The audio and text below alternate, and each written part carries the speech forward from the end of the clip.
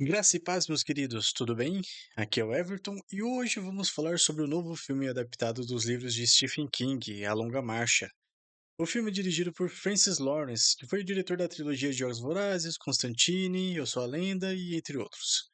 O roteiro ficou a cargo de J.T. Molnar e junto com o próprio Stephen King. Mas o que é que esse filme traz de novo?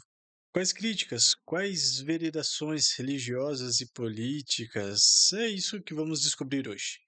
Mas antes, vocês já sabem, sejam todos muito bem-vindos ao Fé e Sétima Arte. Como eu falei, meu nome é Everton e por aqui eu analiso filmes e séries com um olhar cristão.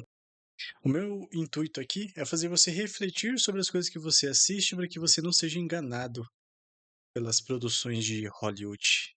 Então, se você gosta desse tipo de conteúdo, deixa o like, se inscreve no canal e comenta seu filme favorito. Quem sabe eu analiso por aqui também, certo? E hoje pode ficar tranquilo que não teremos spoilers. Vamos seguir, vamos lá. A Longa Marcha é a história de 50 jovens americanos em um regime totalitário que participam de um evento brutal anual. É uma competição de marcha onde o último sobrevivente ganha um desejo e muito dinheiro. O filme explora as dificuldades físicas e psicológicas da competição, mas também a desumanização progressiva dos participantes e o colapso civil dos Estados Unidos. E isso tudo conforme os jovens formam laços e lidam com o desespero à medida que são eliminados um a um. Vamos começar nossa análise pelo roteiro. Como eu falei, a história se passa nesse colapso civil nos Estados Unidos, após uma guerra que deixou o país em estado de autoritarismo militar e pobreza. A intenção dessa marcha é de inspirar os seus jovens a trabalharem e fazerem mais pelo seu país. Segundo o Major, que aqui é interpretado por Mark Hamill, todo ano após a marcha o PIB do país inteiro sobe. E os jovens que se candidatam fazem isso de forma voluntária, porque apesar do risco de perder a própria vida, a recompensa também é gigantesca. Pense comigo, vai. Uma quantidade enorme de dinheiro somada a um pedido, qualquer pedido, literalmente qualquer coisa. Eu não sei vocês, mas eu faria esse acordo. De início, conhecemos nosso protagonista Garrett, interpretado aqui por Cooper Hoffman.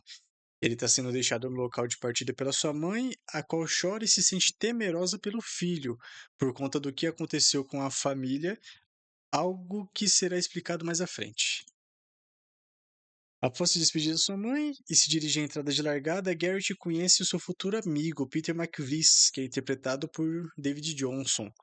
Com o desenrolar do filme, após o Major repassar algumas regras que são importantes apenas para o público, como a de que eles não podem andar abaixo de 5 km por hora, se pararem receberão uma notificação e após 3 notificações eles serão retirados de forma involuntária da competição, se é que vocês me entendem com isso. E se eles saírem da estrada, serão removidos de forma automática sem notificação prévia. Com o passar do tempo, os integrantes da caminhada formam uma panelinha e eles se chamam de Os Mosqueteiros. A partir daí, a amizade entre eles vai ficando mais forte, sendo um dos pontos positivos do filme. O companheirismo entre eles, apesar das zoações e brincadeiras, é muito legal observar essa amizade entre eles. Apesar, e assim, essas zoações e brincadeiras são comuns nessa faixa etária do pessoal aí, que tem entre 15 e 20, 21 anos por aí. Bom, Peter e Garrett são a dupla principal aqui do filme. É muito legal ver os dois lidando com as adversidades da marcha, a chuva, o sono, a implicância de outros competidores, que esses competidores que estão fora da panelinha, né? Dentro da panelinha eles se tratam relativamente bem, mas quem está fora da panelinha acabam sendo oponentes, adversários, vamos dizer assim. E para mim, já vou começar com um ponto negativo aqui. Para mim, a dor e o incômodo do filme começam a partir das primeiras mortes. Por quê? Mais especificamente na forma em que elas são executadas. Por exemplo, se a intenção é inspirar os jovens a trabalharem mais para o PIB crescer e fortalecer o país, faz sentido matar justamente essa mão de obra tão preciosa? Porque na minha cabeça, se você não matar essa galera, e só por isso retirasse da competição, lembrando eles ali a todo momento: "Olha que vocês vão ganhar, se esforcem", já seria uma boa forma de conquistar essa molecada, pô. Pra mim não faz sentido essa questão. Mas o filme é muito feliz em explorar essa amizade aí entre os participantes, porque por mais bonito que seja essa amizade, você sabe que somente um deles vai sobreviver. E eles também sabem disso, embora eles fiquem agindo, né, ajudando uns aos outros, como se na vez deles essa situação fosse ser diferente. Isso é um acerto muito grande, porque faz com que você fique ansioso e temeroso por causa deles. Isso é um acerto do filme. Mas um outro ponto negativo é é a forma em que o filme escolhe eliminar os figurantes. Em alguns casos, o filme escolhe situações, no mínimo burras, além da repetição de algumas ideias que, assim, já estão batidas, sabe. A gente gostaria de eu gostaria particularmente de ver coisas novas, mortes novas, né. Então essa situação me pareceu um pouco de falta de criatividade. Mesmo embora as opções ali não fossem tantas, visto que tem, né, tanque, tem diversos militares acompanhando a marcha, me pareceu um pouquinho faltou um pouquinho de criatividade nessas mortes aí. Quanto às atuações, Mark Hamill assume bem o papel do Major Durão e descrito como um tirano sádico. Embora ele aparente ser um cara que realmente acredita naquilo que ele diz, com paixão, entusiasmo, apesar de fazer isso de uma forma que parecia ser falsa e ensaiada, fazendo isso apenas para os holofotes. Já o destaque do filme, o cara que carrega o filme nas costas, é o David Johnson. Porque ele é muito, muito, muito, muito carismático. A vontade que eu tinha durante o filme era de sair entrar na tela e dar um abraço nele. A entrega, o drama que ele consegue colocar nas cenas é, é uma coisa bizarra. Ele consegue transitar entre o humor e o drama com uma facilidade muito boa. Ele é muito bom nisso. E além do mais, uma coisa que eu achei interessante depois que eu assisti o filme é que o rosto dele, ele é muito expressivo. Lógico que isso é uma característica de ator, né, mas tem atores que são mais, outros e outros menos, né. E ele é muito expressivo. E ele me lembrou quem? Jonathan Majors. Porque o Jonathan Majors, ele também é muito carismático, expressivo, então você consegue se identificar e é um cara que ganha sua atenção e o seu carinho rápido. Então acho que se o Johnson aqui continuar nessa linha, ele vai se tornar grande na indústria. E por fim, Cooper Hoffman, por outro lado, ele também é carismático, traz nuances para o personagem, o que torna ele mais profundo, embora ele fique um pouquinho atrás do Johnson. E se para você esse cara tem cara conhecida, é porque ele é filho do Philip Seymour Hoffman, que se para você tem cara conhecida, é o vilão do melhor filme do Missão Impossível, que é o Missão Impossível 3. Certo? Quanto à direção, Francis Lawrence usa toda a experiência dele para prender o espectador na interminável rodovia, onde a marcha acontece. Embora o filme atravesse paisagens, ele o diretor não deixa muitas cenas de alívio visual. Sabe quando você está assistindo o filme, aparece, uma imagem de uma cachoeira ali, ou então de uma tomada aérea e tudo mais? O filme acaba não tendo muito disso. Tem pouco? Tem, mas tem pouco.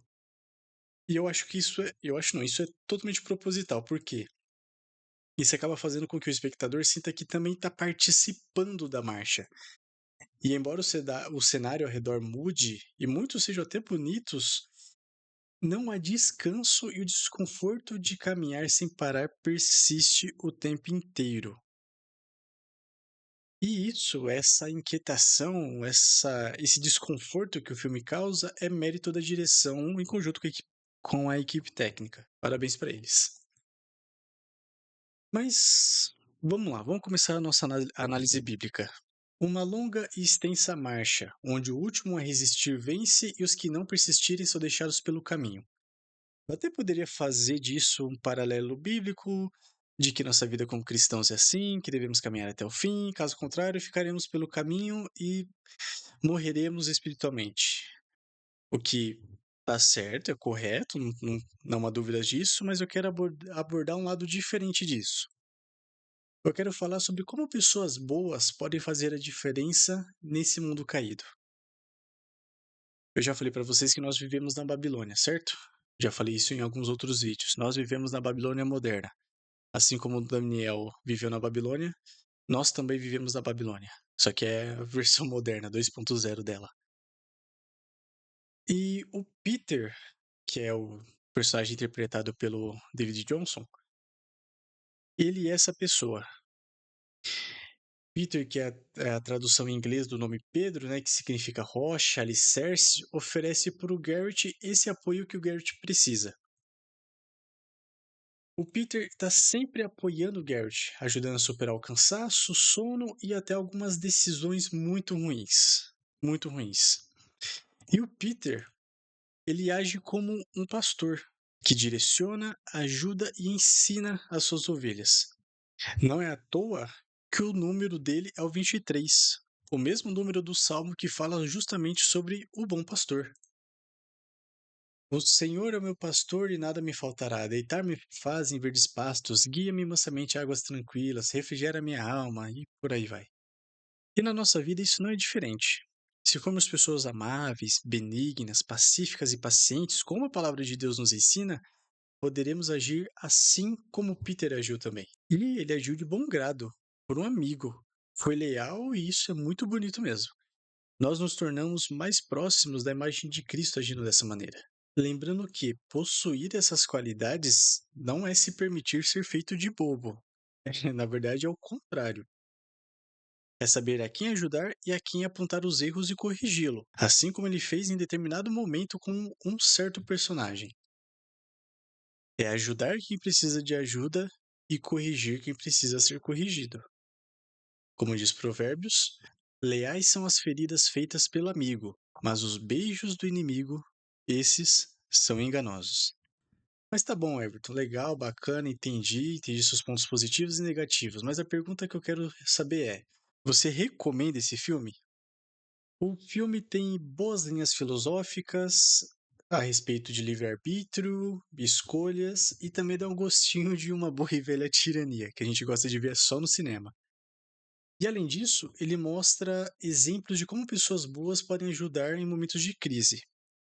Então, sim, eu recomendo sim, mas eu não acho que vale a pena ir no cinema. Então, se você tá pensando em ir no cinema, espera sair no stream ou nos seus Puloflix aí, porque não acho que seja uma experiência de cinema grandiosa e tudo mais, certo? Comigo o filme tem uma nota 7 de 10. Então agora você já sabe, gostou do vídeo? Deixa o like, se inscreve no canal, compartilha com seu amigo e comenta aqui embaixo qual outro filme eu devo analisar aqui. E antes de você ir, clica aqui para você assistir a minha análise de Coração de Lutador, o novo filme do The Rock, um filme que fala sobre ganhos, perdas, lutas, vitórias, derrotas, enfim. É um vídeo bem legal, com uma análise bem legal também. Ou você pode clicar desse outro lado aqui para assistir a minha análise sobre uma batalha após a outra. E assim, desde já, esse aqui vale cinema, tá? Se você está assistindo esse vídeo e ainda está no, em cartaz no seu cinema aí da sua cidade, vale muito a pena assistir esse aqui no cinema. Certo? Análise sem spoilers, corre lá para assistir. Certo, pessoal? Que Deus abençoe vocês, um grande abraço, até já. Tchau!